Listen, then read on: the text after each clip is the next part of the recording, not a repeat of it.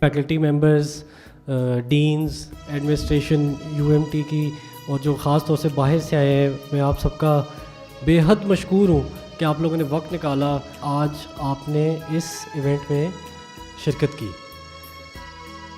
سب سے پہلے تو میں آپ لوگوں کو بتانا چاہوں گا کہ ستارہ ہلال فاؤنڈیشن کو بنانے کا مقصد کیا تھا اور کیا ہے.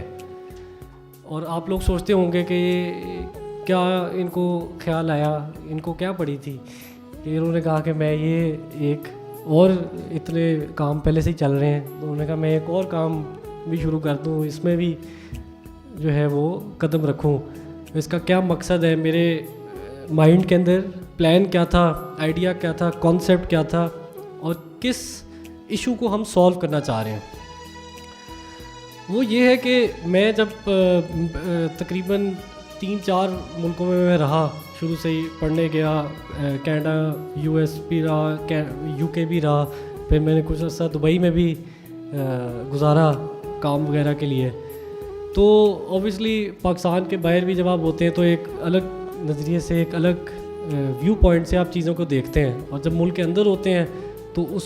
جب ادھر بھی ہوتے ہیں تو ایک اور نظریے سے آپ چیزوں کو دیکھ رہے ہوتے ہیں. تو جب آپ پاکستان سے باہر ڈفرینٹ ممالک ہیں ان کو دیکھیں تو ادھر چیزیں بڑی ایک سسٹمیٹک طریقے سے چل رہی ہوتی ہیں, اور امن بھی ہے, خوشحالی بھی نظر آتی ہے, ہر چیز. تو ہم کہتے ہیں کہ جب پاکستان کو دیکھا جائے تو وہ جو اس میں پوٹینشیل تھی وہ نہیں نظر آتی. میں نے سوچا کہ جو بھی ہے, جتنے بھی طبقے ہیں, سمجھے پولیٹیشنز ہیں, ٹھیک ہے, فرض کریں اسپورٹس مین ہیں, ٹھیک ہے, بزنس مین ہے, یوتھ ہے, جو بھی جتنے بھی ڈفرینٹ آپ کے ڈاکٹرز ہیں, انجینئرز ہیں, آرٹسٹ ہیں, جتنے بھی آپ کے سوسائٹی کے سیگمنٹس ہیں, وی آر آل ایکولی گلٹی. کہ جو قائد اعظم کا خواب تھا, ٹھیک ہے, اس کو ہم جو ہے مطلب جو وہ چاہتے تھے, جو پاکستان کی تحریک تھی, تحریک پاکستان, ان کے جو مقاصد تھے, وہ جس طرح کا خوشحال پاکستان دیکھنا چاہتے تھے وہ نہیں بن سکا.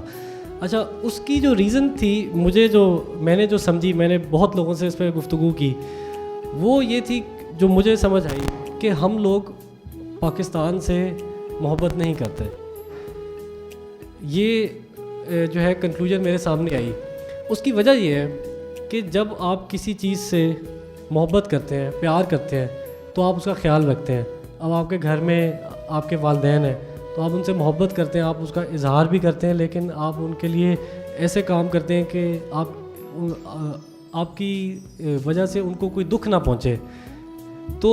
ملک سے میں نے دیکھا کہ ہمیں اوور آل سوسائٹی میں کنٹری وائڈ لوگ محبت کرتے ہیں, بے پناہ محبت کرتے ہیں, لیکن شاید اتنی نہیں کرتے جتنی کرنی چاہیے. کیونکہ جو اگر آپ دیکھیں کہ حال ہے کہ ادھر لوگ اپنے جو بات کرتے ہیں اس پہ پورا نہیں اترتے, یا کوئی چیز اگر بیچیں گے تو اس میں ملاوٹ کر دیتے ہیں, اور جن کو کوئی موقع ملے تو اس میں جو ہے وہ کبھی کبھار 2 نمبری کر جاتے ہیں. اور صفائی کا اگر آپ حال دیکھیں یا ایک معاشرے کا دیکھیں تو ہم لوگ کہتے ہیں کہ ہم زوال کا شکار ہیں, لیکن یہ کہ چیزیں اس طرح نہیں ہیں جس طرح ہونی چاہیے. تو اس کی کنکلوژن میری یہ تھی کہ ہم ملک سے محبت نہیں کرتے, کیونکہ اگر ہم ملک سے صحیح معنوں میں محبت کرتے ہوتے ہیں تو ہم ملک کا خیال رکھتے ہیں. پھر میں نے سوچا کہ ہمارے جتنے بھی ہیں ایج گروپس آف سوسائٹی, جس میں کچھ لوگ ہیں ان کی ایج 80s میں ہوگی, کچھ کی 90s میں ہوگی, کچھ کی 50s میں ہوگی, کچھ کی 40s میں ہوگی, کچھ 20s میں ہوں گے, اور کچھ بالکل نوجوان ہوں گے, ینگ ہوں گے, یوتھ, کڈس, چلڈرن. تو ایک جو سیکنڈ میری تھی کنکلوژن وہ یہ تھی کہ ہمیں جو فوکس کرنا چاہیے وہ کرنا چاہیے اپنی یوتھ پہ اور اپنے ینگ بچوں پہ, کیونکہ یہ فیوچر ہے پاکستان کا. اور میں آج صبح آتے ہوئے ایک مجھے قائد کی ایک تقریر تھی, اس کے اندر سے میں نے کوٹ دیکھا جس میں میری ایک اور کنکلوژن آئی. وہ یہ تھی کہ پاکستان جو ہے, جو یوتھ, جو پاکستان موومنٹ تھی وہ یوتھ نے ڈرائیو کی تھی, اور پاکستان جو ہے یہ یوتھ نے, نوجوانوں نے بنایا تھا, آپ جیسے بچوں نے بنایا تھا,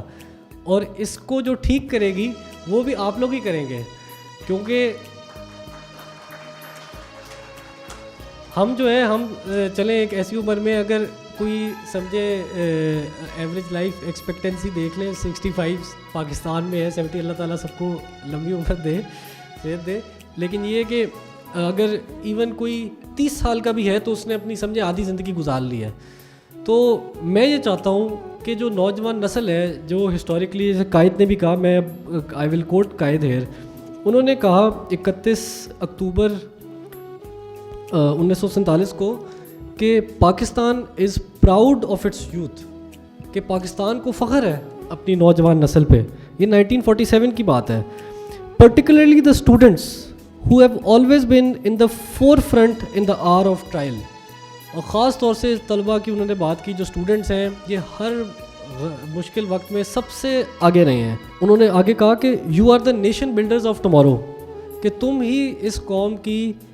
جو ہے وہ بنیاد رکھو گے, اس ملک کی, اس قوم کی. And you must fully occupy yourself with discipline, education and training.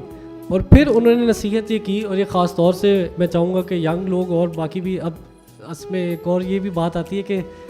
لوگ کہتے ہیں کہ being young is a mindset, تو سمجھے اب ہم سب اپنے آپ کو ینگ سمجھ لیں,